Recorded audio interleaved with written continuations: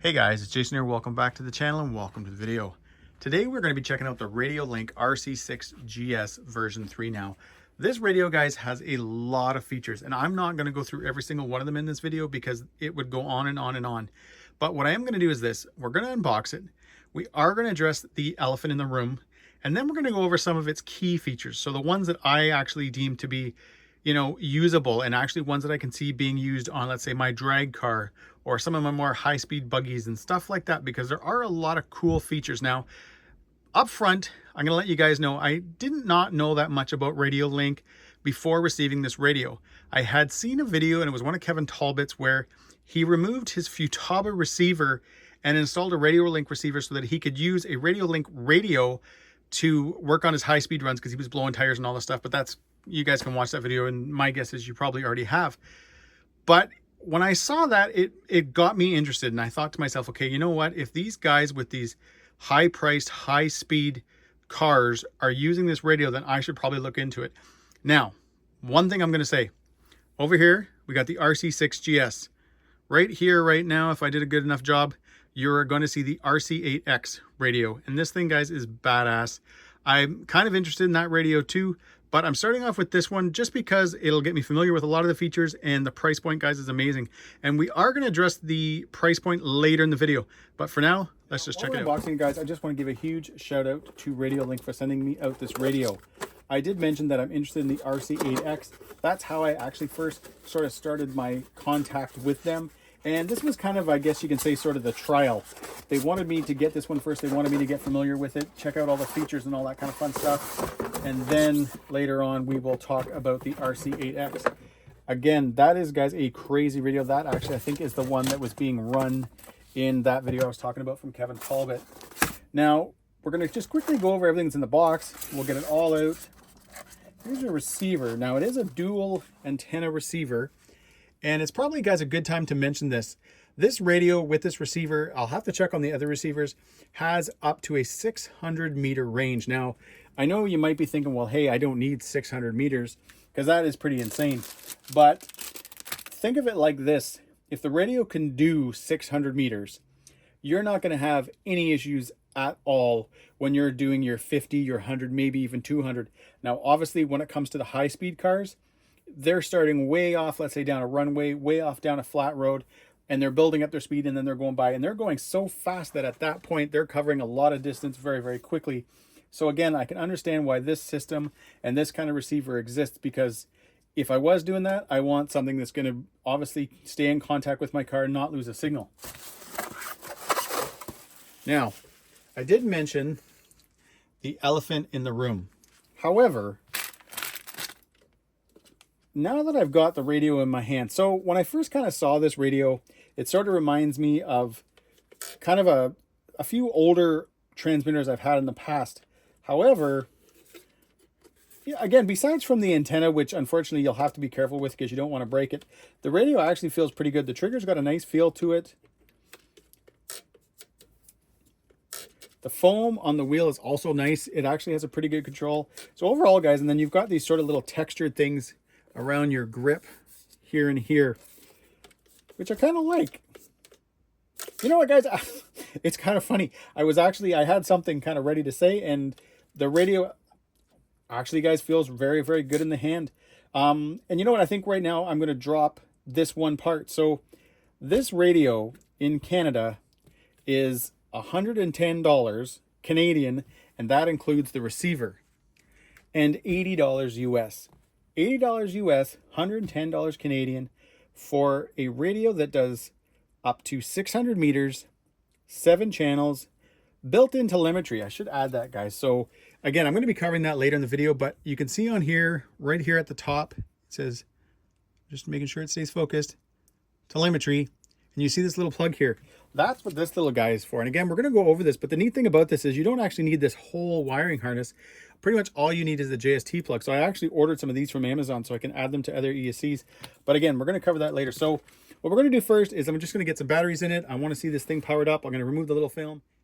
Now, I should add, guys, while I was mentioning batteries, it does take 6 AA's, but it will also run from a 2 to a 4S LiPo, and they do give you the measurements and all that kind of fun stuff.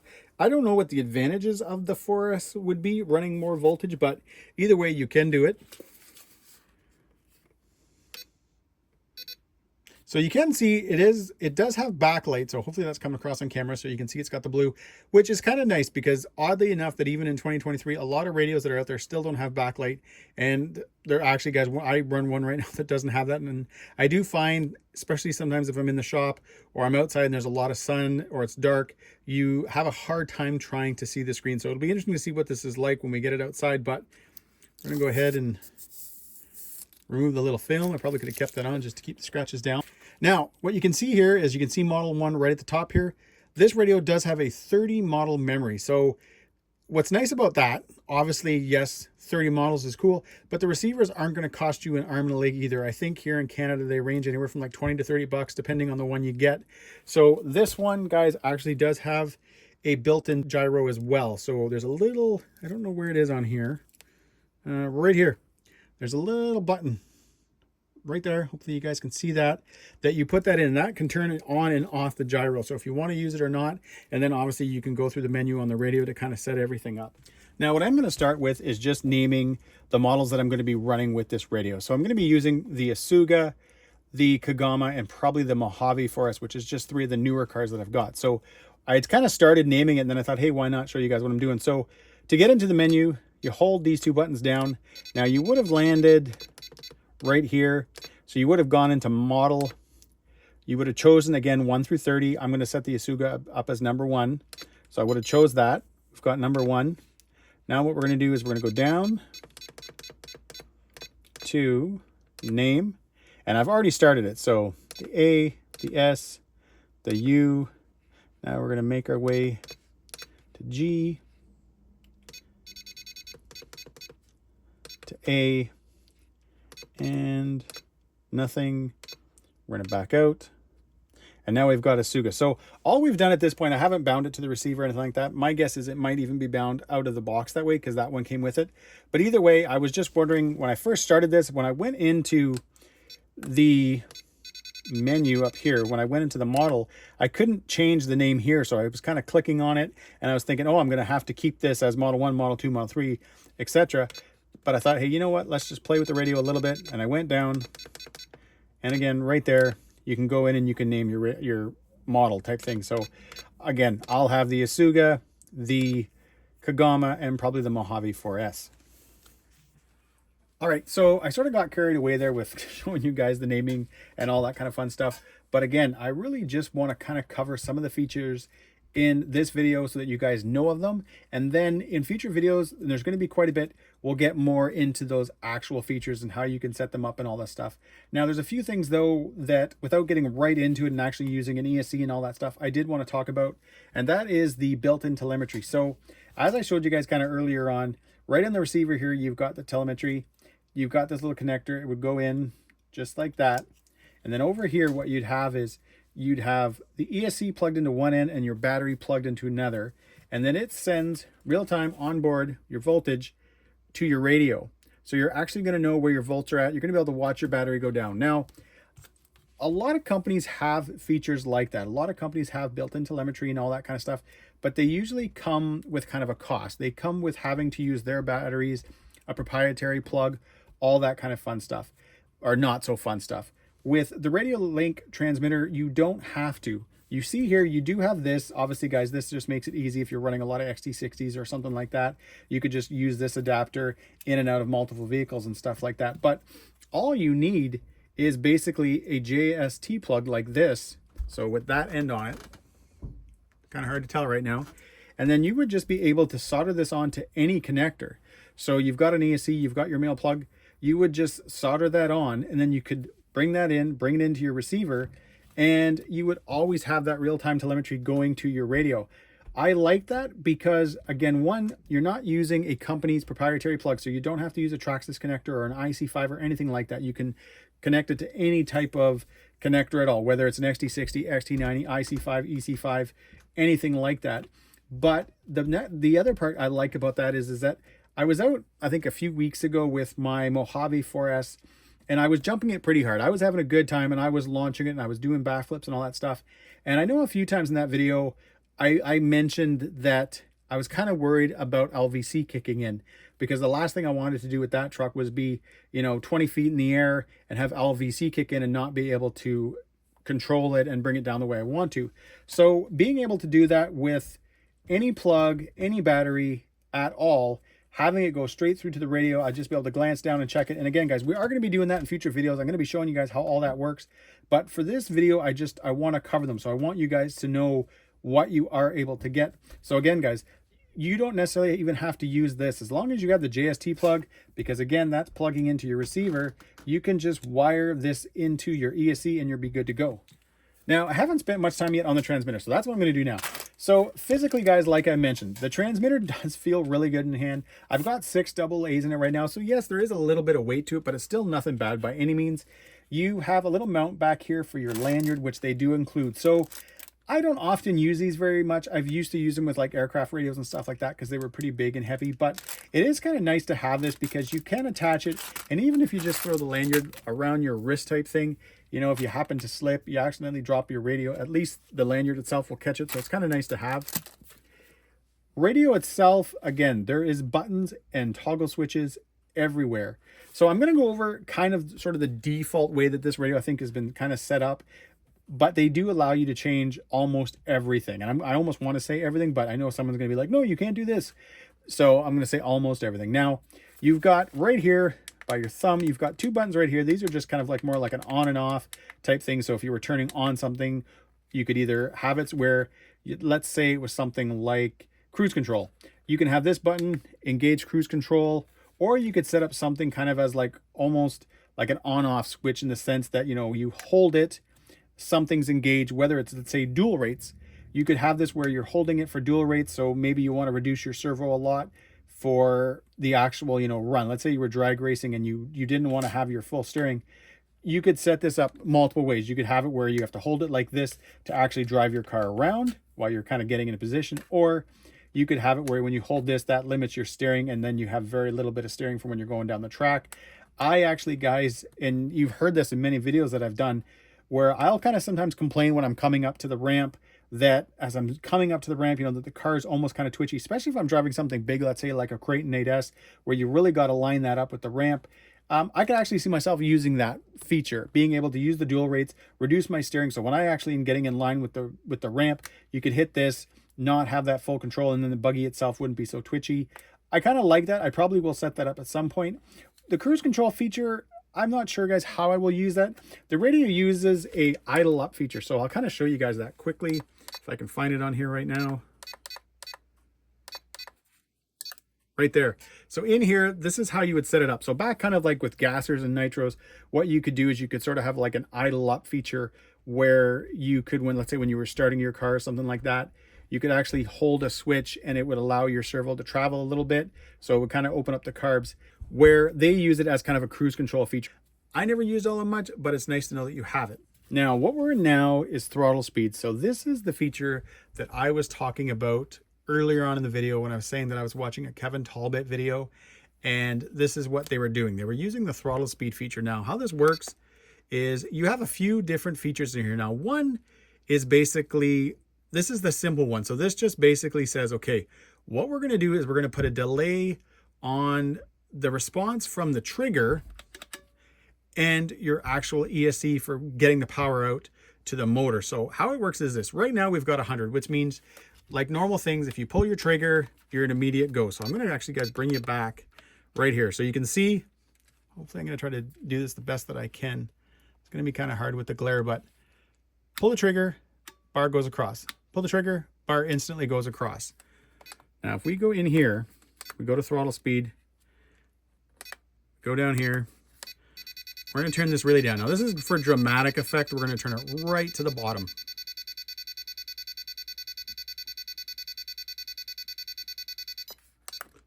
Now, watch. So I'm going to try to do this the best way I can. So again, pay attention to the throttle. And as I pull the trigger, you can see that build up. So imagine you were in something like a drag car right now. Now, obviously, guys, again, this is for dramatic effects. You wouldn't turn it down this far, but you're at the line and you punch it. Your power is slowly built up. Now, I'm going to go back and just change that a bit, because obviously that's a little bit crazy. So let's go now. Actually, we're going to go more. Let's go to like 75 or something like that. So now, guys, we're at 75. So pull the trigger. And you can see, again, how it just kind of builds up. Now, when it comes to a drag car, to a high-speed car, that is pretty neat, because in some of the videos I watched, and again, I'm going to keep going back to that Kevin Talbot video, where even though he knows what he's doing and he was, you know, pulling the trigger and gradually putting on the speed, even when he thought he was good to go and he pulled that trigger all the way, he still spun the tires and he still wrecked his foams. So now that we've done and we've covered this one, I'm going to show you guys something else. You go into speed 2. Now what it does, you can adjust multiple positions of the trigger. So you've got low and high, and then over here you can see this TGP 130. What this 30 is referring to right now is the low. So you could take your first 30% of travel, change that value. So again, you're building it up. So you've got a delay in your throttle. And then after 30, you can set up how much you want it to come on. Now, right now, let's say if we took this low and we reduced it to 50, left it at 30, what would happen is you would have, for the first 30 kind of percent of your travel, you would bring on 50% of your power. The way it's set up though right now with high being at 100, and again, guys, this is just default, you'd get all your power. So you'd be kind of like 30%, 100. You wouldn't really do that either. So again, you could adjust this as well.